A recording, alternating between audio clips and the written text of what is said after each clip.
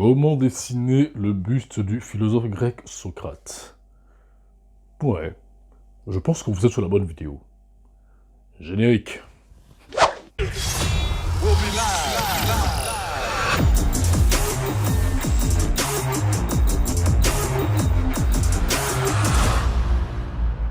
Salut YouTube, moi c'est Leonardo da Vinci. Bienvenue sur ma chaîne où je vais t'apprendre tout ce que je sais sur les techniques de dessin.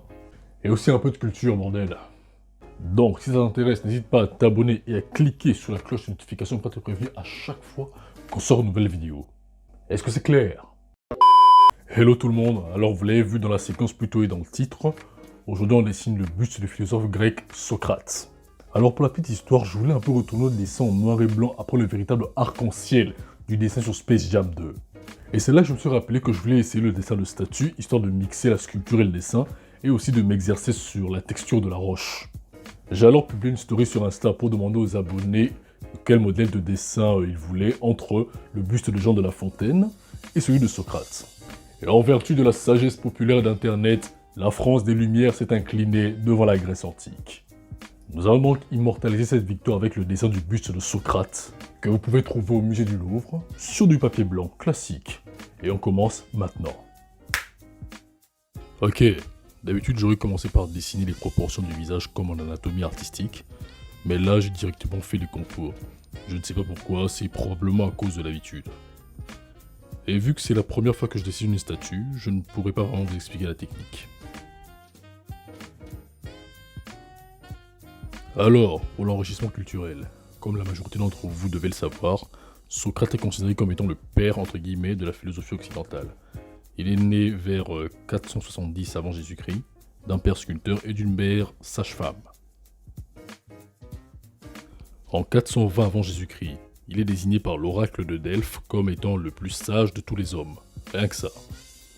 Et il faut croire que cet oracle n'était pas loin de la vérité, puisque le monsieur a passé sa vie à penser, débattre et enseigner, en retournant au passage les cerveaux de ses interlocuteurs dans tous les sens possibles et imaginables. D'ailleurs, ses principaux élèves, Platon et Xénophon, produiront plusieurs écrits sur ses enseignements.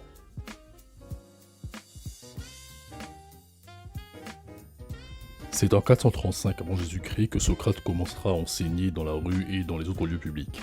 Il prétend avoir reçu comme mission d'éduquer les hommes et pense que l'ignorance est la source de toute injustice. Une pensée à laquelle adhéra Platon plus tard.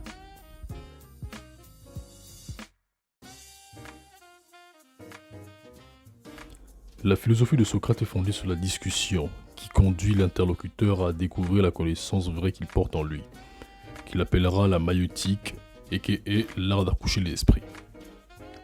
Donc Socrate, en jouant d'ironie, c'est-à-dire de fausse naïveté, et en posant d'habiles questions, laisse son interlocuteur s'enfermer dans ses propres contradictions, très marrant. En faisant semblant de les ignorer, il amène cet interlocuteur à prendre conscience de ses erreurs de jugement, d'où sa devise « Connais-toi toi-même ». Très malin.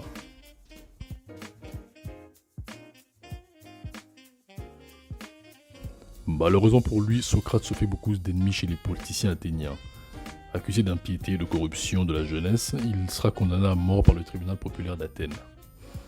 Ouais, apparemment, le fait que les intellos ne soient pas populaires, ça ne date pas d'aujourd'hui.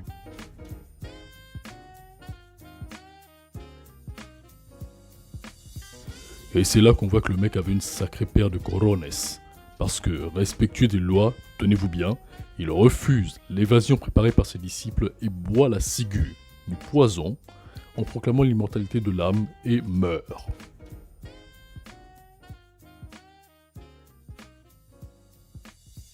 Et heureusement, instant karma, il sera rapidement réhabilité et honoré après sa mort, tandis que ses accusateurs seront exilés. Putain, c'est bon la justice. Sa pensée et son acceptation de la mort au nom de la loi marqueront les esprits pendant des siècles. Sacré personnage, n'est-ce pas? Petite anecdote, je me suis récemment intéressé à la critique, ou devrais-je plutôt dire au dénigrement de la démocratie par Socrate. En effet, le mec pensait que tout le monde ne devrait pas avoir le droit de vote. Il justifiait son raisonnement en disant que si on voulait conduire un bateau, il fallait donner le commandement à des navigateurs, c'est-à-dire des gens qui connaissent la navigation. Alors pourquoi est-ce que ça devrait être différent pour un État? Pourquoi devrait-on donner le pouvoir à tout le monde, même à ceux qui ne s'y connaissent pas, pour diriger la chose publique? Selon Socrate, demander l'avis de tout le monde pour ce qui est de la chose publique était une erreur, puisque la majorité des gens sont ignorants et donc trop faciles à manipuler. Et je pense que le vieux n'avait pas complètement tort, parce que l'ignorance du peuple en ce qui concerne la gestion de l'État ouvre la porte à un défaut extrêmement dangereux, qui est la démagogie, la manipulation de la foule. Donc, lorsque vous allez dans le bureau de vote pour accomplir votre devoir de citoyen, souvenez-vous des paroles de Socrate. Connaissez-vous vous-même et réfléchissez bien à qui ou à quoi vous allez donner votre voix.